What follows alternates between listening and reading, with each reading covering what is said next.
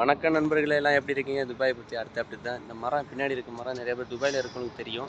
இந்தியாவில் இருக்கிறவங்களுக்கு நான் சொல்கிறேன். இது என்னென்னா பேரிச்சம்பழம் மரம் தான். சீசன் தொடங்கிருச்சு துபாயில். இந்த நெட்டு போட்டு ஏன் வச்சுருக்காங்கன்னு சில பேருக்கு டவுட் வரும். இந்த நெட்டு எதனாலனா, சில பேர் அவங்க சொந்தமாக வச்சுருப்பாங்க அரபி வீட்டில். அவங்க யூஸ் பண்ணுறக்காண்டி இந்த இது வச்சுருப்பாங்க. இன்னொரு காரணமும் இருக்குது. கீழே விழுந்துடக்கூடாது, மண்ணு தானே கீழே விழுந்துடக்கூடாது, யாரை வேணால் யூஸ் பண்ணலாம், கேட்டு யூஸ் பண்ணிக்கலாம் அப்படின்னு வச்சுருக்காங்க. அதனால் வந்து நிறையா இடத்துல இருக்குது. முனிசிபாலிட்டி கவர்மெண்ட்டு நிறையா பேர் வச்சுருக்காங்க. இங்கே நிறைய இடத்துல வச்சுருக்காங்க. என் சைட்லேயே நிறையா இருக்குது. ஆனால் இந்த சீசன் தொடங்கிடுச்சு. நிறையா பேர் பிடிங்கிட்டு போய் ரூம்லேயும் சாப்பிட்லாம்.